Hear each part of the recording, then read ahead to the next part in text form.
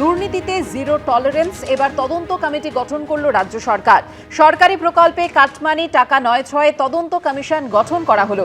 কমিশনের নেতৃত্বে হাইকোর্টের অবসরপ্রাপ্ত বিচারপতি বিশ্বজিৎ বসু, কমিশনের সদস্য সচিব রাজ্যের সিনিয়র আইপিএস অফিসার কে জয়রামন। 1 জুন থেকে কাজ শুরু করবে নতুন তদন্ত কমিটি। আশা করি 30 দিনের মধ্যে সুপারিশ করবে তদন্ত কমিটি। কমিশনের সুপারিশে পদক্ষেপ, টাকা উদ্ধারের চেষ্টা করব। আমফান, মিড ডে মিল, আবাসে দুর্নীতির বিরুদ্ধে পদক্ষেপ চায় জনগণ। তদন্ত কমিশন গঠনের পর ঘোষণা করলেন মুখ্যমন্ত্রী শুভেন্দু অধিকারী।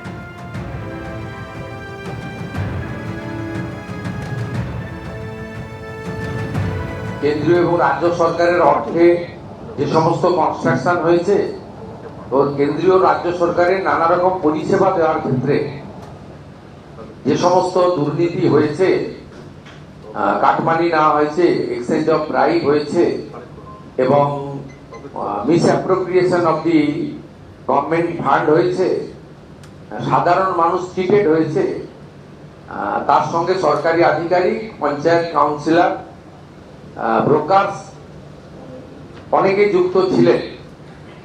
এই বিষয়ে আমাদের একটি ইনস্টিটিউশনাল করাপশনের কমিশন তৈরি করার কথা ছিল। আমাদের রিটায়ার্ড জাস্টিস মাননীয় বিশ্বজিৎ বসুর নেতৃত্বে আমরা এই কমিটি আজকে তৈরি করলাম। 1 জুন থেকে এই কমিটি ফাংশন শুরু করবে। জোড়া কমিশন গঠন করা হয়েছে। গতকালই এই ঘোষণা করেছেন মুখ্যমন্ত্রী শুভেন্দু অধিকারী, যার মধ্যে এতদিন পর্যন্ত কাটমানি, সিন্ডিকেট, তোলাবাজি যারা করেছে সেই সমস্ত পুরনো ঘটনার এবার কিন্তু প্রকাশ্যে আসবে, ফাইল রিওপেন করা হবে এবং নতুন অভিযোগ নেওয়া হবে। নেতৃত্বে কমিশনে রাখা হয়েছে কলকাতা হাইকোর্টের অবসরপ্রাপ্ত বিচারপতি বিশ্বজিৎ বসুকে এবং সেখানে সদস্য সচিব হিসেবে রাখা হয়েছে কে জয়রামনকে। প্রাতিষ্ঠানিক দুর্নীতির তদন্তে এবার কমিশনে এডিজি উত্তরবঙ্গ কে জয়রামন। তিনি কে? এসজেডিএ দুর্নীতির তদন্তে আইএএস অফিসার গোদালা কিরণ কুমারকে গ্রেফতার করেছিলেন 2013 সালের নভেম্বর মাসে।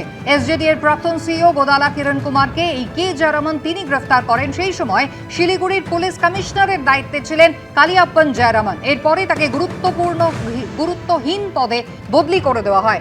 প্রাথমিক নিয়োগ দুর্নীতি থেকে জিটিএ শিক্ষক নিয়োগে দুর্নীতি, একাধিক মামলায় কড়া অবস্থানের জন্য পরিচিত অবসরপ্রাপ্ত বিচারপতি বিশ্বজিৎ বসু।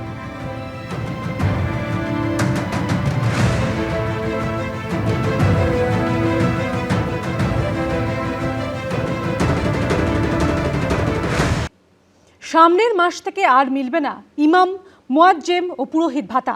ক্যাবিনেট বৈঠকে সিদ্ধান্ত নিল নতুন সরকার। সরকারের সিদ্ধান্তকে স্বাগত জানিয়েছেন পুরোহিত ও মুয়াজ্জেমরা। তারা চাইছেন উন্নয়নের খাতে খরচ হোক ভাতার টাকা।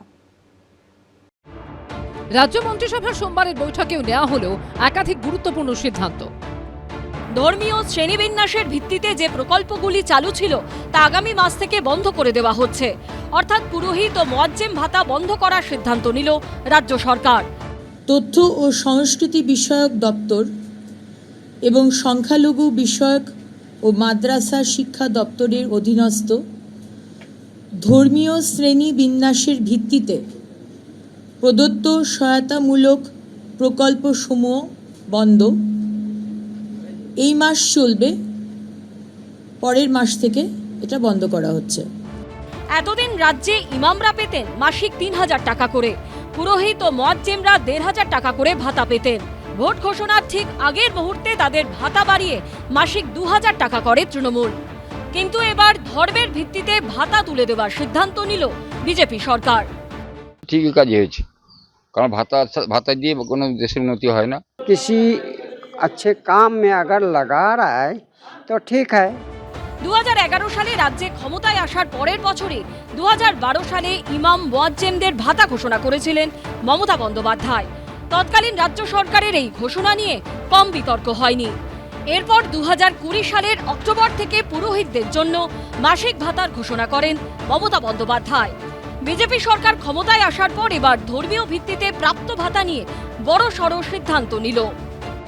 এটা খুব ভালোভাবে দেখছি, কারণ এই ভাতা বা বেকারদের এ দিয়ে কোনো উন্নতি হয় না। সাধারণ মানুষের যত উন্নয়ন হয় আর সরকার যখন আছে যা করতেছে সেটা ভালোই করতেছে। 2000-1000 টাকা ভাতাতে তেমন কিছু উন্নতি হয় না, এই জন্য আমার ভাতার প্রতি অত ইন্টারেস্ট নেই। সরকারি কোষাগারের এই বিপুল টাকা বাঁচলে কি অন্য খাতে উপকৃত হবেন যোগ্য প্রাপকরা?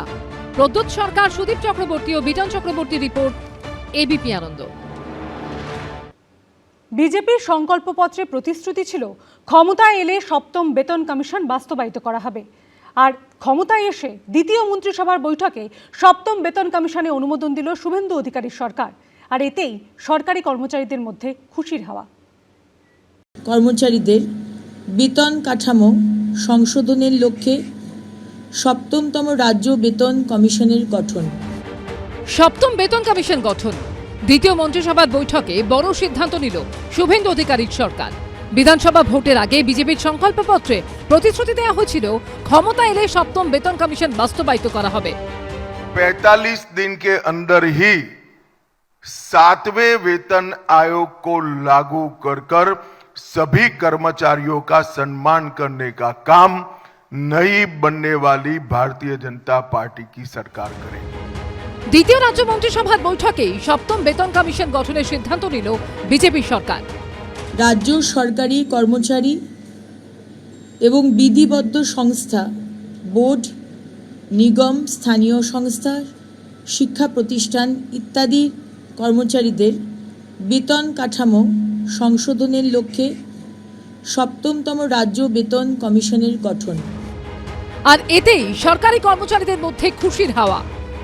ক্যাবিনেট বৈঠকে সপ্তম রাজ্য বেতন কমিশন গঠন করা হয়েছে। আর তাই নিয়ে কি বলছেন সংগ্রামী যৌথ মঞ্চের যারা সদস্যরা রয়েছেন, তাদের সঙ্গে কথা বলবো। এটা আমাদের দীর্ঘদিনের দাবি ছিল, সেই দাবিটাকে কার্যত মেনে নিয়েছে। আজকে কোনো মন্ত্রিসভা যখন ডিসিশন হয় সেটা কিন্তু অ্যাকচুয়াল আইন হয়ে যায়। মন্ত্রিসভা যেটা অ্যাকচুয়াল আইনসভা তো মন্ত্রিসভা, তা সেটাই করে যাবে, নোটিফিকেশন বেরোবে। আমরা বিশ্বাস করি 45 দিনের মধ্যে সেটা লাগু হবে আর কি। 15 বছর ধরে তো রাজ্য সরকারি কর্মচারী, শিক্ষক, পেনশনার সবাই বঞ্চিত।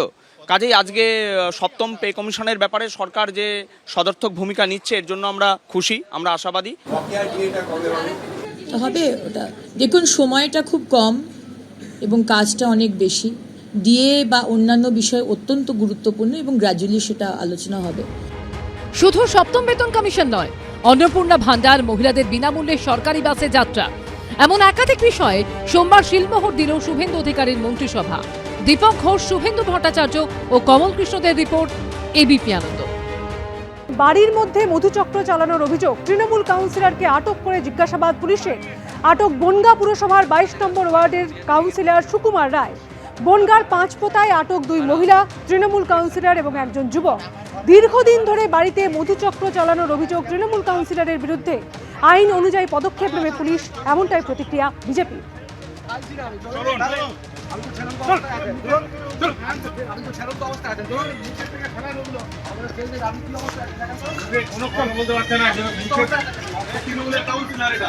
এবিপি আনন্দ, এগিয়ে থাকে, এগিয়ে রাখে।